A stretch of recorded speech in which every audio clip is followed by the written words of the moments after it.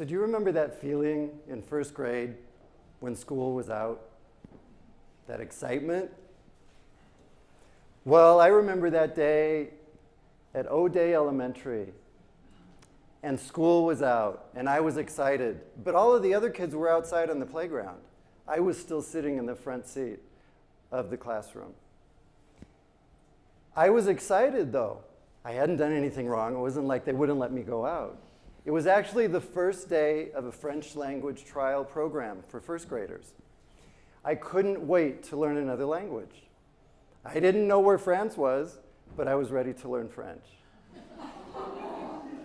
Unfortunately, the program only lasted about a month, and when they canceled it, it was like losing my best friend. But I clung on to what little French I learned. Comment ça va? Très bien, merci. All the way until I could get my hands on a French textbook at Lesher Junior High School. My life has been a tapestry of languages and cultures. I took French, Spanish, German, all at the same time in high school. I went across the street to CSU in the evenings and sat in on Russian classes. And on weekends, I ran around with deaf kids and I was learning sign language.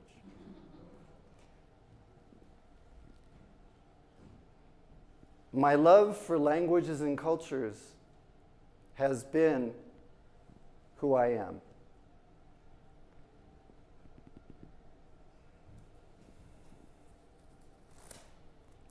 "三人行，必有我师焉."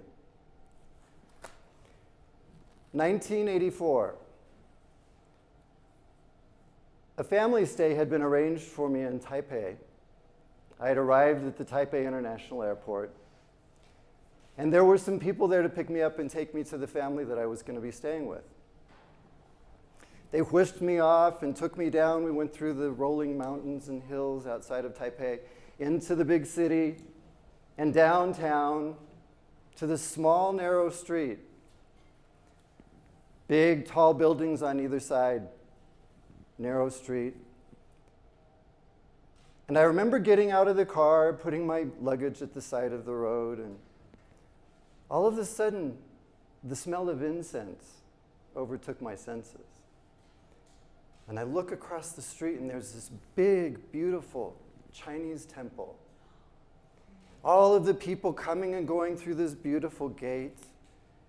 The gate was sort of like a goalpost. It had two posts coming up and another going across.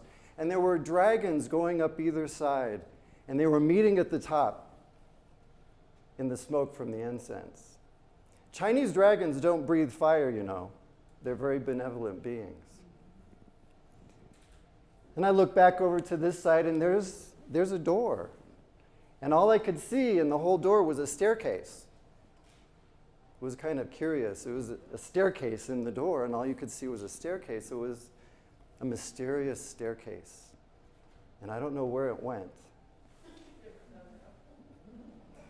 And then some people started coming down the staircase, and it was, a father, a mother, and two girls. That was Mr. and Mrs. He, and that was who I was going to be staying with. They came down to greet me. I couldn't understand anything that was going on. I looked above the door, and there was a sign, it had Chinese characters on it, and a caricature of a tooth that had a smile on it. Mr. He came over and said, "Welcome." I said, "Thank you," and came to find out through broken English conversations that he was a dentist. They took me upstairs. They wouldn't let me take my luggage. Showed me to my room, and it didn't take long for me to just crash and sleep through the night. Woke up the next morning to the familiar smell of fried eggs. Got up, went to meet them in the outside, and in the dining area, they have a small round table and 5 small round stools. Mrs. He was in the kitchen cooking.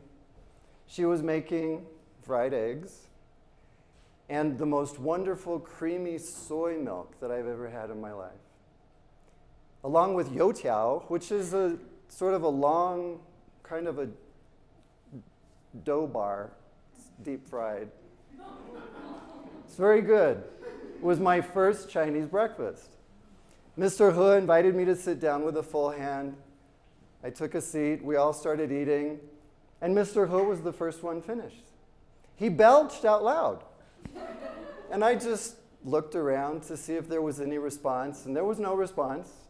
So I continued eating.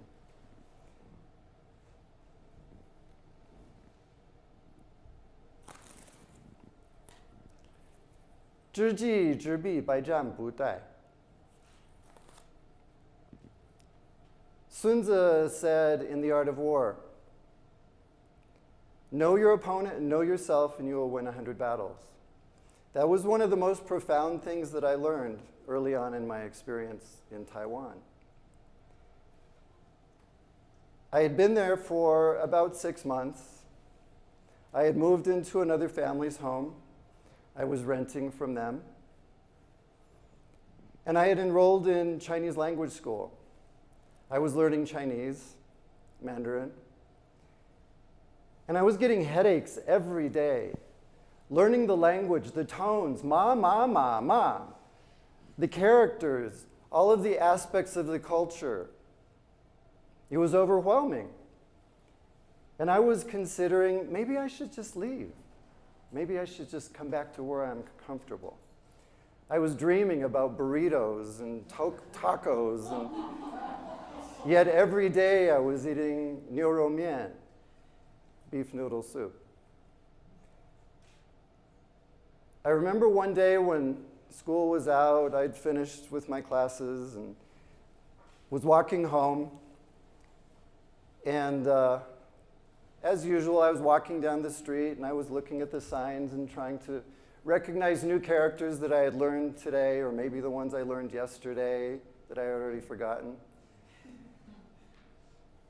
And just thinking about my headaches and the food and all of the aspects of the challenges that I was facing.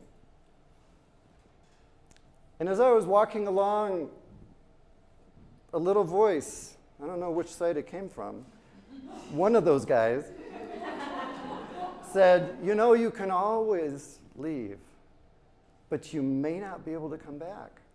And that was a real revelation for me, because when I thought about that, I thought, you know, that's true. I can leave tomorrow, I can leave next month. But once I get back here, it's not that easy to go back over again. And so I decided just to wait it out. I ended up staying for 15 years. "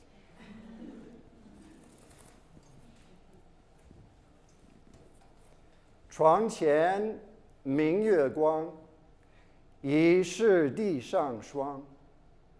举头望明月，低头思故乡." Traditional Chinese poem. Looking at the moon from my bed, the glow of the moon on the ground appears to be frost. I raise my head and I look at the moon, and I lower my head and I think of my home. 15 years had passed. I had graduated with a bachelor's in language and literature from a Chinese university, and it was time for me to come back, and I was scared. I didn't know how I was going to fit in. I didn't know if I was going to be able to be the same person that I used to be. The challenge of the culture, I had learned so many things. I had become a different person. After I arrived back in Fort Collins, hadn't been long, my parents and I went to Mulligan's. We walked in, seated in a booth, and the waitress comes over to take our order. She looks at me, and I say, "I'll have a hamburger." And then the questions. What kind of cheese? What kind of potato? What kind of salad dressing? How would you like it cooked? I'm like, I just want a hamburger. 汉堡包, you know? I look at her and I said, you know, just give me whatever you like. That'll be fine. She looked at me kind of strange, but she did, and I was okay. In China, you don't get all these choices. You order something, and they bring it to you, and it's fine. Not so many choices. It wasn't so complicated. Coming back over here, I noticed that things were becoming difficult. I was still the same person on the outside. Everybody looked at me and thought, oh, well, this is just that American kid. You know, he grew up here. But inside, I felt like a foreigner. So I decided that I needed to move closer to a Chinese community. And I moved to Los Angeles, and I lived in a predominantly Chinese community for a year. And then I was able to move back out into a more mainstream community, slowly getting myself adjusted. Over the years, I found that I was able to find a balance between my Western roots and my Eastern experience. Sometimes they clash, but for the most part, I'm able to come out in balance. Just like Sun Tzu said, know yourself and know your enemy, know your opponent, and you'll win 100 battles. There's a lot of wisdom in that. And I feel that from my having learned about the Chinese culture, learning about other cultures, and being able to apply that knowledge and that experience and interacting with people from different backgrounds, different languages, that it's given me the ability to understand, number one, I knew what it was like to feel like an outsider. And number two, having the sensitivities to be able to understand the differences. I feel that my love for languages and cultures has made me a better American. Thank you.